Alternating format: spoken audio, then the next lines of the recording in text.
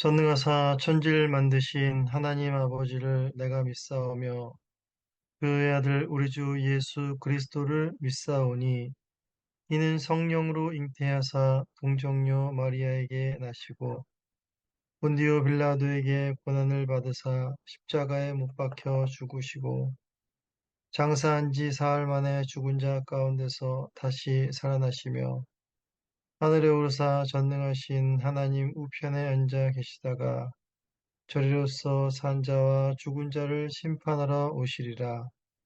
성령을 믿사오며 거룩한 공예와 성도가 서로 교통하는 것과 죄를 사하여 주시는 것과 몸이 다시 사는 것과 영원히 사는 것을 믿사옵나이다. 아멘.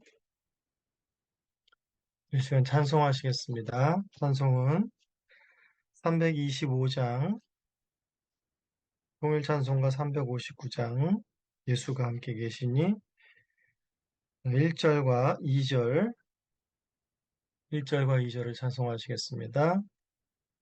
예수가 함께 계시니 시험이 오나 겁없네. 기쁨의 근원 되시는 예수를 위해 삽시다.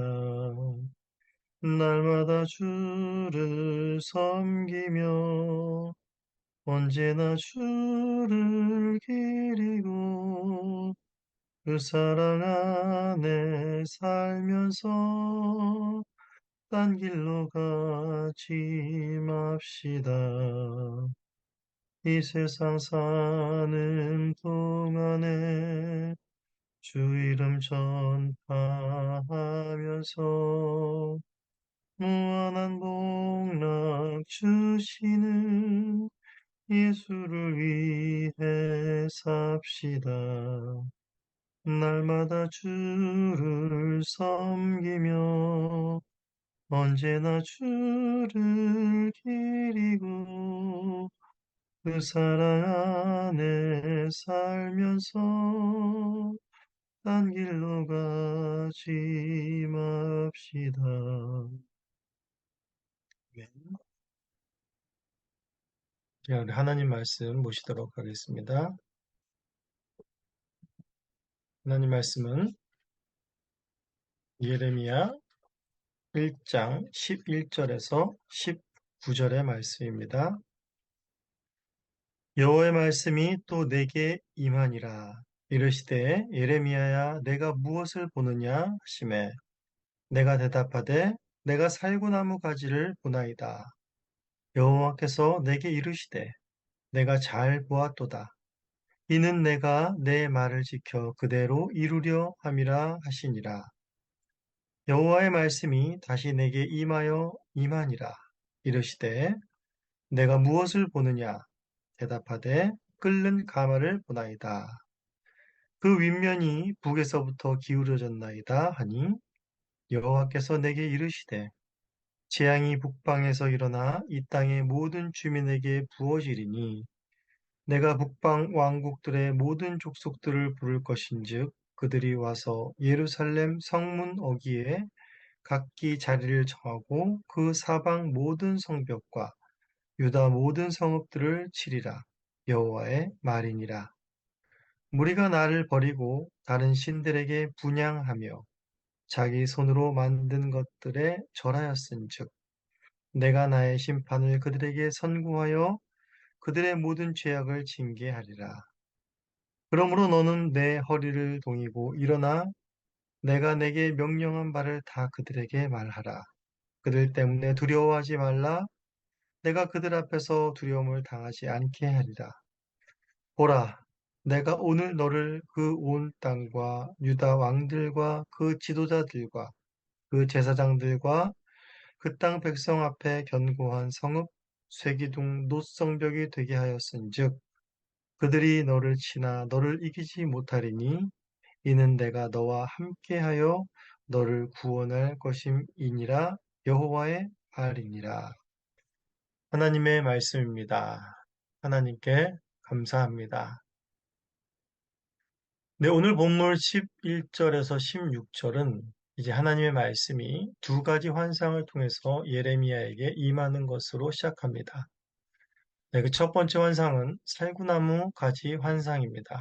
예레미야가 살구나무 가지를 보고 있는 상황에 하나님께서는 무엇을 보고 있느냐 말씀하십니다. 여기서 살구나무는 아몬드 나무 또는 감복숭아 나무로 번역이 됩니다. 하나님께서 예레미야가 뭘 하는지 몰라서 무엇을 보고 있느냐 물으신 것이 아닙니다. 예레미야가 보는 것을 통해 하고자 하시는 말씀이 있으신 것입니다.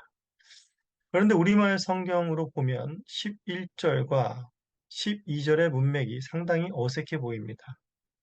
살구나무 가지를 보고 있나이다 라고 했는데 하나님은 잘 보았다 하시면서 그 살구나무에 대한 이야기를 해야 그렇게 말을 해야 흐름이 매끄러울 것 같은데 갑자기 이는 내가 내 말을 지켜 그대로 이루려 함이니라 라고 말씀하십니다.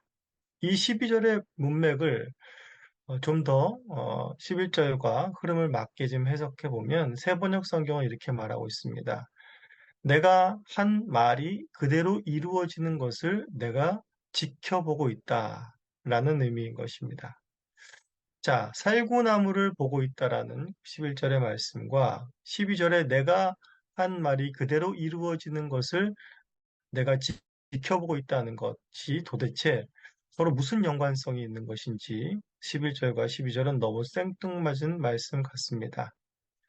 하지만 예레미야는 이 말의 의미를 금방 알아차렸을 것입니다. 왜냐하면 이것은 히브리어로 보면 금방 알 수 있는 말이기 때문입니다. 그러니 11절에서 12절은 한글 번역보다 히브리어로 봐야 더 이해가 쉽다라는 말입니다. 성경 이제 보시면 그맨 아래에 풋노트에 이렇게 써 있습니다. 히브리어로 살구나무와 12절에 지킨다는 말의 의미 비슷함이라고 쓰여 있을 것입니다. 즉 한글로는 살구나무와 지킨다, 이 지킨다는 말은 이제 지켜본다라는 말인데 살구나무의 이 지켜본다 이 말은 전혀 다른 글자지만 히브리어로는 이 두 말이 같은 글자입니다. 사실상 모음 하나만 다르고 자음이 모두 같은 글자라는 것이지요. 발음을 하게 되면 살구나무는 샤케드라는 말이고 지켜본다라는 말은 쇼케드라는 말입니다. 그러니 히브리어로 말하면 내가 샤케드를 보나이다 하면 잘 보았다. 내가 쇼케드를 하겠다라는 말이 되는 것입니다. 이 말을 좀 더 쉽게 설명드리자면 사과를 한번 좀 예로 들어보겠습니다. 예레미야가 만약에 이제 사과를 보고 있다라고 가정을 해보겠습니다. 그럼 하나님께서 예레미야에게 무엇을 보고 있느냐라고 물으면 제가 사과를 봅니다. 라고 말하고 예레미야가 말하겠죠. 그럼 하나님께서 잘 보았구나 하시면서 내가 유다 백성에게 반드시 사과를 받아야겠다. 바로 이렇게 말하는 것은 무엇입니까? 사과라는 동일한 그 두 단어를 통해서 하나님께서는 사과를 보고 있는 예레미야에게 내가 사과를 받아야겠다라는 메시지를 전하고 있다라는 것이지요. 이러한 방법을 이제 문학적으로는 언어 유희라는 말을 쓰고 있지요. 그러니까 하나님께서는 살구나무를 보면서 하나님이 하신 말씀이 그대로 이루어지는 것을 지켜보고 계심을 알게 하려 함이었던 것입니다. 하나님이 하신 말씀이라는 것이 무엇입니까? 바로 9절, 10절에서와 같이 예레미야의 입에 넣어주신 모든 말씀, 여러 나라와 여러 왕국들, 또 유다에 하신 말씀들인 것입니다. 이 말씀들이 반드시 신속히 이루어짐을 하나님께서 지켜보고 계시다는 것을 살구나무 가지를 보는 예레미야를 통해 말씀하고 계신 것입니다. 이제 13절에서 16절은 두 번째 환상으로 끓는 가마를 보는 예레미야에게 말씀이 임합니다. 살구나무 때와 동일하게 물으시며 끓는 가마의 모습을 통해 하나님의 말씀을 주십니다.